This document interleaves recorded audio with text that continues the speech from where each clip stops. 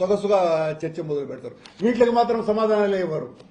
లేకపోతే ఏం తప్పేముంది, వెంకటేశ్వర స్వామి దగ్గర అంత డబ్బున్నప్పుడు అమరావతి అనేటువంటి గొప్ప పుణ్యక్షేత్రంలో వెంకటేశ్వర స్వామి గుడి కట్టడానికి ఆఫ్టర్ ఆల్ లక్షల కోట్లు ఉన్నటువంటి వెంకటేశ్వర స్వామి 12.5 కోట్లతో స్థలం కొంటే తప్పేముంది, అది కూడా తప్పు పడతాడా కరుణాకర్ రెడ్డి అని కూడా చర్చ ప్రారంభిస్తారు.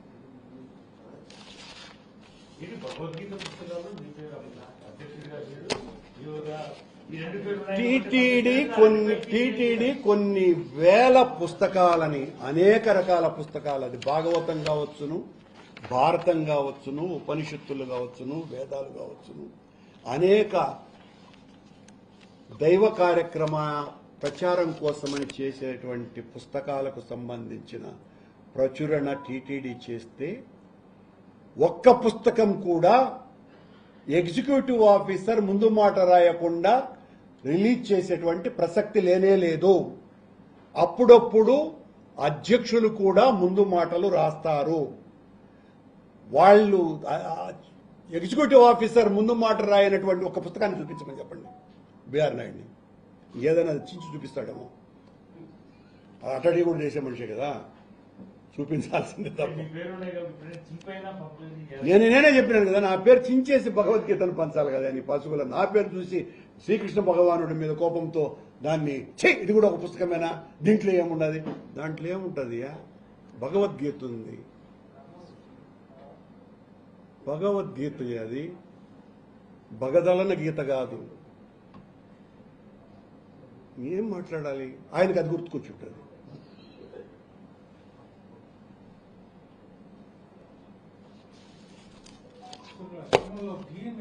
తగ్గిపోయాయి అన్న రిపోర్ట్స్ వస్తున్నాయి.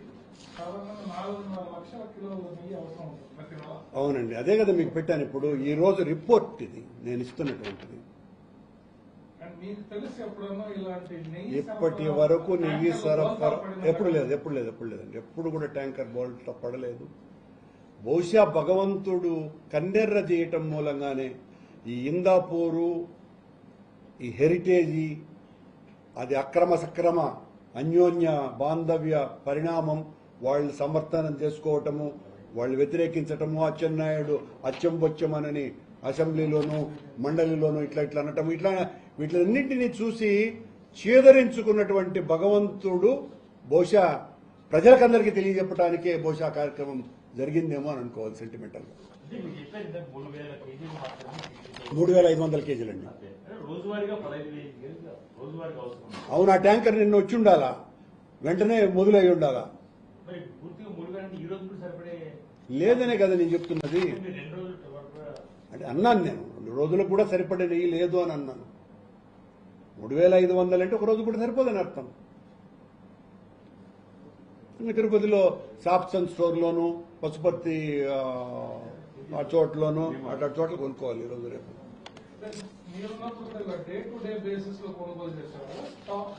ఎప్పుడు కూడా స్టాక్ ఉంటుందండి నెయ్యి. అలా డే టు డే కొనేదానికి ఇదేమన్నా చిల్లర అంగడి కాదు, లేకపోతే స్వీట్ దుకాణం కాదు. వెంకటేశ్వర స్వామి ఆలయం చాలా పకడ్బందీ అయినటువంటి నిర్మాణం ఉన్నటువంటి సంస్థ అది. ఎంతసేపు నెయ్యి కల్తీ అని మా మీద ఆరోపణలు చేయటమే తప్ప ఆ నెయ్యిని ఎట్లా ప్రొటెక్ట్ చేసుకోవాలి, ప్రొక్యూర్ చేసుకోవాలి, దాన్ని స్టాక్ ఎట్లా ఉంచుకోవాలి, ఇలాంటి పూర్తిగా మర్చిపోయినారు.